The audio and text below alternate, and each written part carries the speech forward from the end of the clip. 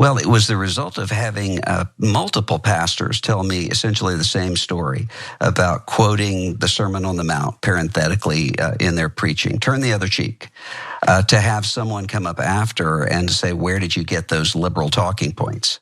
That was Russell Moore, an evangelical leader who's now the editor-in-chief of Christianity Today. He is outraged and shocked over the fact that evangelical people of faith have increasingly begun to reject some of the more loving teachings of Jesus Christ and the Christian religion. In fact, he's alarmed at the number of self-professed Christians who believe that the Bible and its teachings are subversive.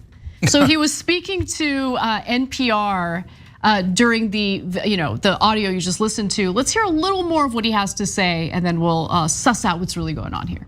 And what was alarming to me is that in most of these scenarios, when the pastor would say, I'm literally quoting Jesus Christ, the response would not be, I apologize. The response would be, yes, but that doesn't work anymore. That's weak. And when we get to the point where the teachings of Jesus himself are seen as subversive to us, then we're in a crisis. Why? Why are we in a crisis? Why are we in a crisis? According to the Newsweek article, Russell Moore, the former top official for the Southern Baptist Convention, or SBC, who is now the editor-in-chief of Christianity Today, said during an interview aired on NPR's All Things Considered this week that Christianity is in a crisis due to the current state of right-wing politics. Is Christianity in a crisis because of right-wing politics? Not at all.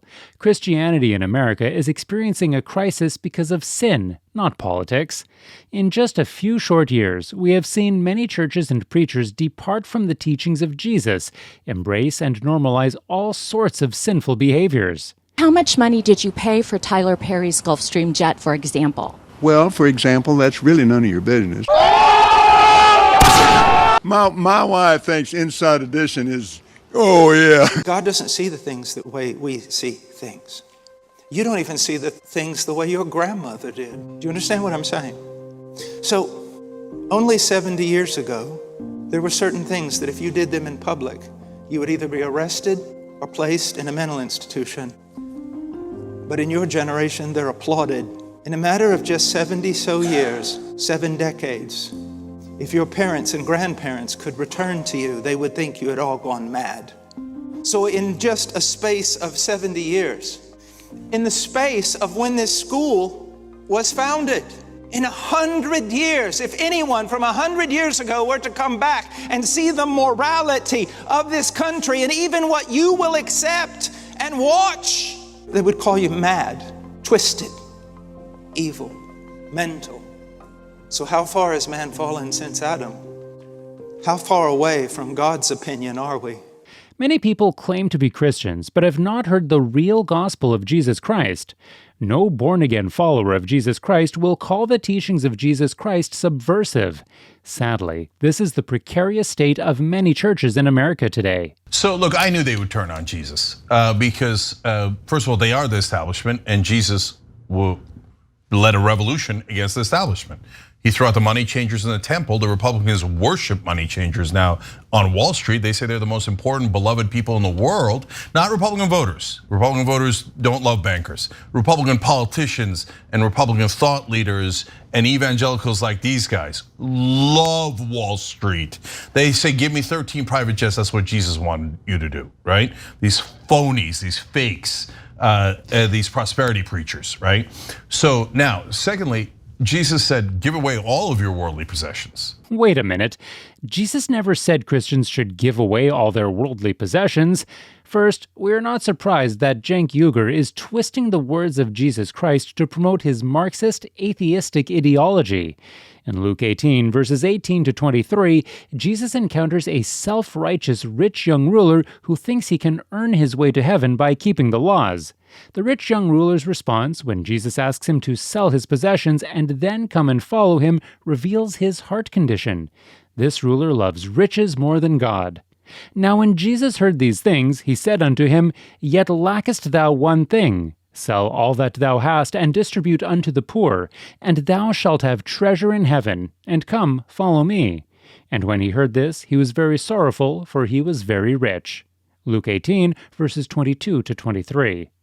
Moreover, Jesus warns in Matthew 6, verse 24, that no one can serve God and mammon, or money.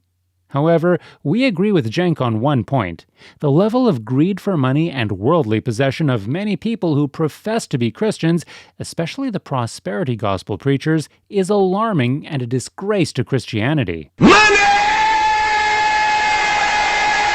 Come to me now! If I want to believe God for a $65 million plane, you cannot stop me. He made that airplane so cheap for me, I couldn't help but buy it. You think Jesus Christ would roll around in a Rolls Royce? I think he would have. Tell that money, you don't belong to the wicked, you belong to us, and I want you to get in the right place. Money coming to me now. Make no excuses for the blessings of God in my life, whether they be spiritual, physical, or financial. When they were fighting me about them jets, they said he has 4 jets. Well, I've never owned 4 jets at one time, but gave me an idea. I thought, well, praise the Lord, why not? Delta's got more than 4. Americans got more. Don't shout me down when I'm preaching. I can feel that pushback. I mean, you want to know what God looks like? Hold your hand up. Come on. Look.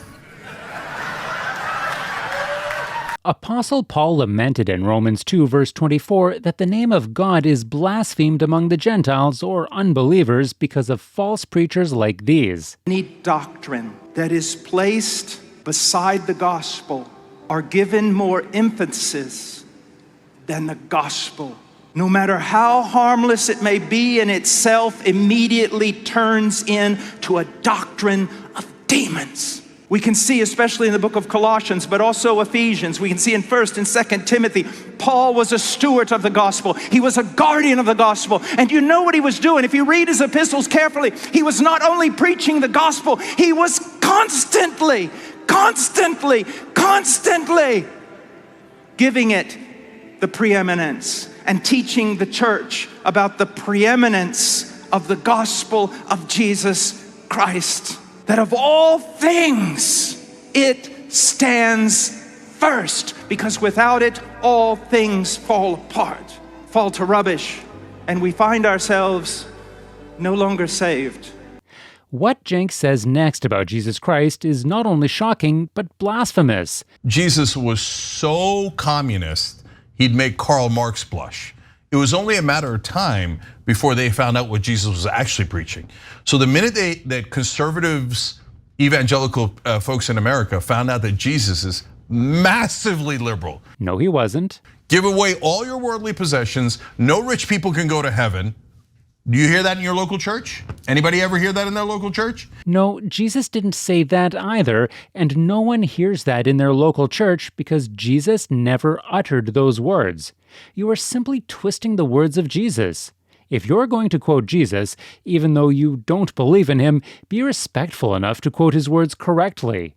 When a popular commentator with thousands of followers openly calls Jesus a communist, by extension a Marxist, you know we have a big problem in this country. He would not dare to call Mohammed a communist or Marxist. We do not have time to discuss Marxist ideologies, but here are a few things to know. Cultural Marxism and classical Marxism are two different things. And this is one of the things that makes the discussion difficult. Classical Marxism, Karl Marx was an economist, right? I mean, classical Marxism is an economic system. You know, we know about the bourgeois and the proletariat. We know from each according to his ability, to each according to his need. We know about the uprising of the masses. To overthrow capitalism. We know that Marx was a communist who wanted to see capitalism overthrown. He saw capitalism as oppressing the masses. He also saw religion as the opiate of the masses that allowed them to be oppressed by capitalism. So he was rabidly atheistic. 3 main ideas. Let me give you this just to understand Marx, a summary of his salient points. Number 1, he believed that history had really 3 stages or epochs. Number 1, the ancient stage. Secondly, the feudal stage. And thirdly, the capitalist stage. He believed that he was witnessing the rise and would see eventually the fall of the capitalist stage. The second idea was the idea of class consciousness, that each one of these societal epochs contained internal contradictions. And these internal contradictions is what would lead to struggle and would eventually lead to the next phase, which led to the third idea, his idea of historical determinism, that ultimately capitalism would fall. Capitalism had to fall. Why? Because the way he viewed history was a view of struggle, was a series of struggles, a series of conflicts. He was a disciple of Hegel. So this was sort of his dialectic, if you will. Thesis, antithesis, synthesis, right? So capitalism had to fall. Workers of the world would unite and there would be a revolution. This is why people must be careful where they get their information from. An atheist has no basis to lecture us on the life or teachings of Jesus Christ, God incarnate, whom he denies. Look, I'm an atheist, and I'm 1,000 times better Christian than any of these evangelical leaders at the Southern Baptist Convention. While some leaders within SBC have questionable characters and have made some bad decisions, an atheist cannot claim to be a better Christian than they are. We pray that this man seeks the truth by reading the Bible objectively, especially the teachings of Jesus, repent of his sins, and asks Jesus to save him, because it will be of no profit to him to gain the whole world, but lose his soul in hellfire. Please help us spread biblical truth. Subscribe, like, and share. God bless you.